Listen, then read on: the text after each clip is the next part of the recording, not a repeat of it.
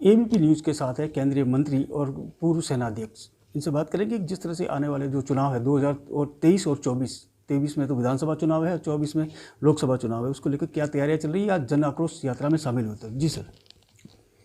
देखिए, जहाँ तक राजस्थान का सवाल है, पिछले 4 साल से सरकार चल रही है और सरकार में देखने को क्या आता है? आपसी झगड़े चल रहे हैं।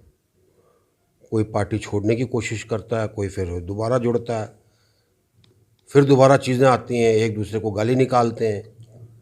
तो ध्यान जो है उनका सुशासन देने के अंदर नहीं है। दूसरा, जिस तरीके से खबरें मिलती हैं आप ही लोगों के माध्यम से,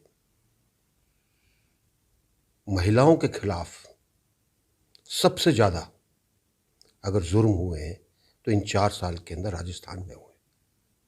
आज अगर मैं ये कहूँ कि राजस्थान नंबर 1 है महिलाओं के उत्पीड़न में, महिलाओं के खिलाफ जुर्मों के अंदर, और उनके ऊपर कोई एक्शन ना लेने में, तो अतिशयोक्ति नहीं होगी। जी सर, एक इस तरह से मैं बताऊं कि राजस्थान ने पूरे देश में भारत जोड़ो यात्रा चलाई जा रही है, उसको लेकर दावे किए जा रहे हैं कि बहुत सफल हो रही है और हम लोग सरकार रिपीट कर रहे हैं। देखिए, मुझे तो मैं एक साधारण नागरिक की तरह अगर ये कहूँ, क्या भारत अलग थलग पड़ा है कि उसको जोड़ने की ज़रूरत पड़ रही है? भारत तो एक है, तो उसका तो नाम ही मेरे ख्याल से कल्पना के परे है कि जी हम भारत जोड़ रहे हैं। भारत में क्या टूटा हुआ है? कुछ चीज़ें टूटी हुई हैं। जहाँ पर कांग्रेस की सरकारें हैं वहाँ पे तुष्टीकरण है, जहाँ पे उनकी सहयोगी सरकारें हैं उनके अंदर तुष्टीकरण है। तो तुष्टीकरण से कई जगह पर एक अलग प्रवृत्ति दिखाई देती है, तो इसको ठीक करो ना। अब कन्याकुमारी से चल पड़े, रास्ते में आपने एक बोर्ड तोड़ दिया जिस पे मोदी जी का नाम लिखा हुआ था। ये जोड़ो यात्रा थी कि तोड़ो यात्रा थी? और इसमें कर क्या रहे हैं आप?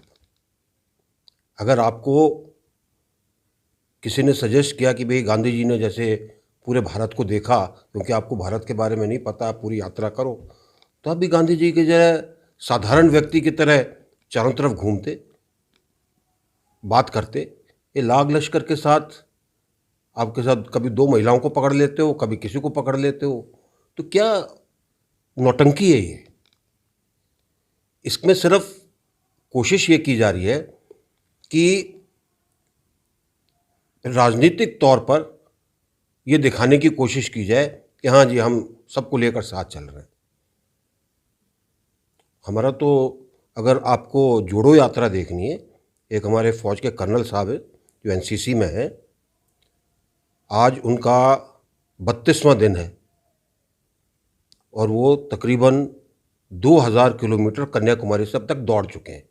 उस यात्रा का नाम है, उस रन का नाम है यूनिटी फ्लेम। वो जोड़ रहे हैं लोगों को, उनके साथ इकट्ठे होते हैं लोग, उनके साथ दौड़ते हैं, बच्चों को आकर्षण होता है, यूथ उनके साथ जुड़ता है। उसको तो हम कहें कि भी आप कुछ कर रहे हो, इसमें क्या हो रहा है? शाम को अपने मौज से खाओ, सवेरे फिर चल पड़ो थोड़ी देर के लिए, फिर रेस्ट करो। ये नौटंकी और कुछ नहीं। सर, ये भारत जोड़ो यात्रा जैसे दिल्ली पहुंच चुकी है, अभी जम्मू कश्मीर जाएगी और अभी थोड़ा विराम लगा हुआ है, इसके बारे में मेरे ख्याल से उनका मंथन चल रहा है कि करें क्या करें। अभी तक तो कुछ फ़ायदा मिला नहीं, तो आगे क्या करना है? दूसरी चीज़, कोरोना का भी खतरा है। उसके बाद पंजाब के अंदर खालिस्तानियों ने भी एक चैलेंज रखा हुआ है, तो थोड़ा मेरे ख्याल से फूंक फूंक के कदम रख रहे हैं। अब ये भारत जोड़ो यात्रा तो हो गया, इसके बाद मैं बताऊं कि जिस तरह से कांग्रेस लगातार दावे कर रही है कि हमारी सरकार रिपीट होगी। हमारे में झगड़ा नहीं है, झगड़ा बीजेपी में है और बहुत ज़्यादा झगड़ा है। ये कहाँ पर रिपीट होगी? राजस्थान में बता रहे हैं। सबसे ज़्यादा भ्रष्टाचार इन 4 साल में, सबसे ज़्यादा महिला उत्पीड़न इस 4 साल में, सबसे ज़्यादा हत्याएं जिनके पीछे कोई ना कोई साजिश थी वो इसके अंदर, सबसे ज़्यादा बेरोज़गारी इन 4 साल में, सबसे ज़्यादा परीक्षाओं के पेपर लीक होने इसके अंदर, सबसे ज़्यादा खनन और बजरी माफिया का काम इन 4 साल के अंदर। बचा क्या है भाई? इसके अंदर भी अगर रिपीट करोगे तो या तो लोगों ने पोस्ट भी रखी है कि उनको समझ में नहीं आ रही बात, या आपने पोस्ट भी रखी है कि आपको दिख नहीं रहा कि क्या है सामने। जिस तरह से पेपर लीक मामले हो रहे हैं, सरकार दावे कर रही है कि हमने तुरंत पकड़ लिया उनको जो आरोपी थे। पकड़ करके एक्शन क्या लिया भाई? इसके पीछे थे कौन? कौन थे? लगातार हर चीज का पेपर लीक हो रहा है, तो अपने आप आपको शक होता है कि इसके पीछे कुछ बड़े लोग हैं, हो सकता है इनके मंत्री हों। उसको उजागर तो करो। हमने ये 2 आदमी पकड़ लिए, उसके पीछे क्या है, तार कहाँ है उसके, वो पता चलना चाहिए ना।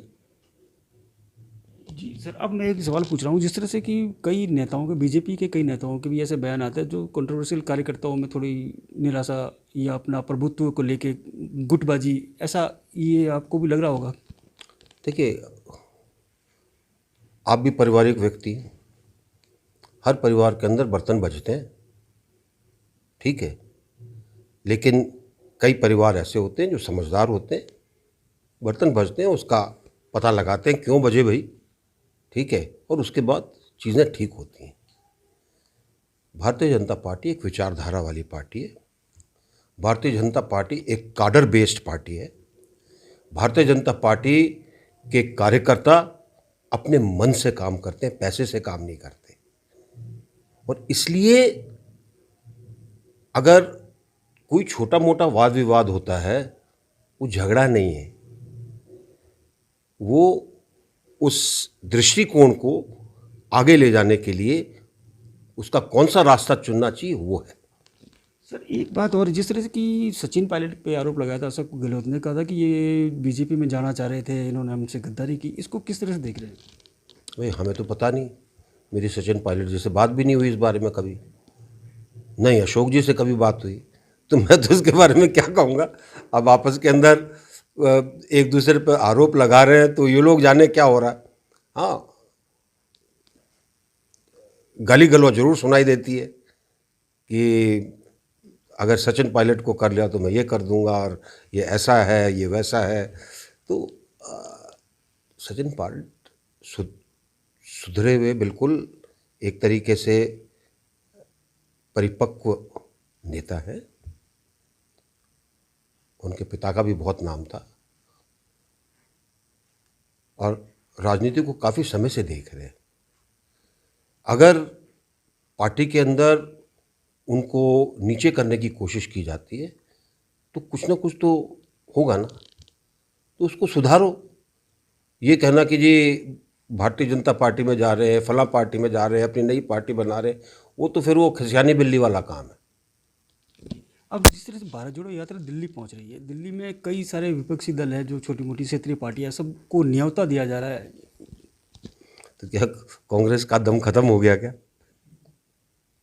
कि बाकी लोगों को जोड़ने की कोशिश की जा रही है? मेरे को लगता है कि कोई समझदार पार्टी ऐसे उसके अंदर नहीं आएगी, क्योंकि उनको इससे कोई पॉलिटिकल फ़ायदा नहीं मिलने वाला।